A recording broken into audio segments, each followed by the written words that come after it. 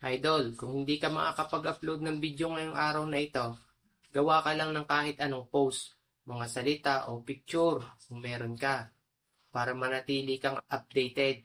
At tingin ka sa mga post mo. Reply mo ang mga comment ng mga viewers mo para di mawala sa sinasabi ang momentum, para manatili tayong active kay Facebook. At yung performance din natin ay ating matulungan.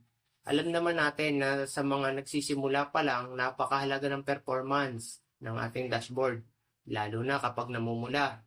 Sa malalaking content creator, kahit namumula yan, di na sila masyado apektado dyan sa pagre-read ng performance. Dahil kahit paano, siguradong libo-libo naman ang nakakapag-view ng mga bawat post nila. Pero sa ating mga baba pa lang ang bilang ng followers, apektado tayo dyan. Kaya sa mga nagsisimula pa lang, kung wala kayong mga post na video, yan ang gawin nyo.